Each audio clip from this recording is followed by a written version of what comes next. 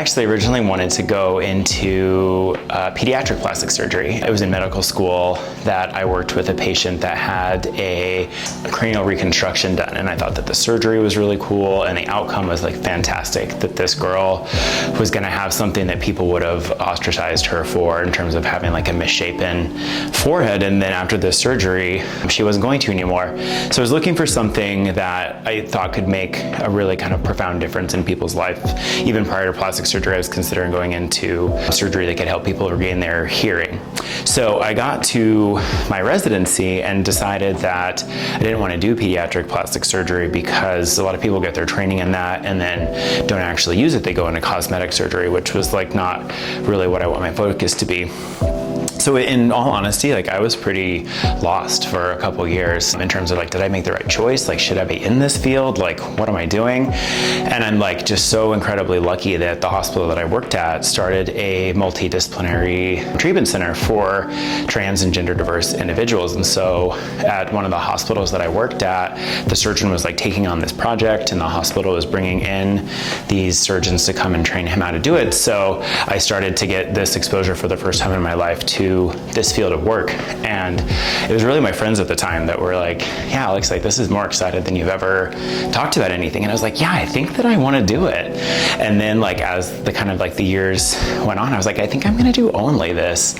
And we know what I found was ultimately that everything that I loved about the other surgical specialties or surgical fields that I was interested in, I could find, you know, in gender affirming surgery. I was making an absolutely profound effect on people's lives. So I strongly believed in the work. I thought that the surgeries, frankly, could like stand to be improved. So I was like eager to like put my mark on the field and just really truly loved working with the patients that I was. So got like an immense value from it.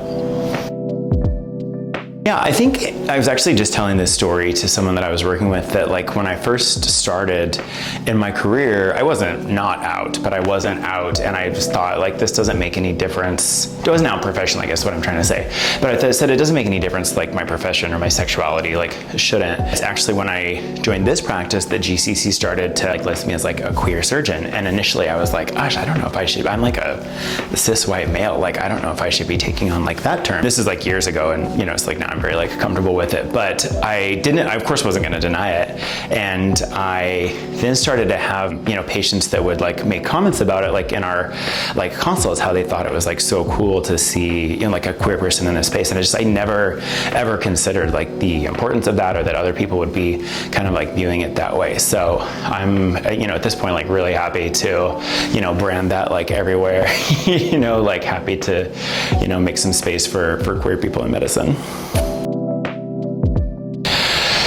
What I strive to do with people is to take as much of myself out of, you know, their care as possible. And I have to explain that a little bit because of course I'm integrally involved. But that is to say that like anything that I think about gender or presentations or, you know, even kind of like aesthetics is like not important to me. Like I, of course, have my opinions and sometimes people get kind of upset about this because they're like, hey, like you decide, like what should it look like? And I'm like, you know, like this has to be you. And to achieve your embodiment goals, I really want to make sure that it's your vision that we're completing and that it's not mine. So we go through different exercises with, you know, like goal photos, for example, or just like conversations to be sure again that like we're doing like what you want and what is going to help you and not, you know, anything based on like my own, you know, kind of like feelings or thoughts that I have. What do I like to go and do? Well, I live in the Castro, so I'm frequently kind of like bopped around there. The food at High Tops is really good, and I will go to my grave with that. The nachos there are fantastic. This is gonna like slowly turn into just like a culinary tour of of the Castro. Yeah, in terms of like queer spaces, I think some really wonderful spots are like Mother and Jolene, which when I've had the like opportunity to be invited to those spaces, I've really enjoyed it. And then I haven't been yet, but I know another space that people are really excited about is like the Stud reopening. San Francisco is a very kind of like event city, so there'll be like, you know, Burning Man groups or some various like community groups that throw kind of like dance parties and I like to dance, so I go and do that like with friends, or go to any of the kind of like the music events. I do that a lot too, but that's not really like queer per se, unless it's like some of the queer focused artists. I don't know how to describe them. Why not both? I have to say, I don't, if I was to order something, it's gonna be like a street taco with like just the kind of like onion and cilantro, rather than like a big like smothered burrito. But I think it's like those little tacos are like a little bit like healthier maybe. It's bad.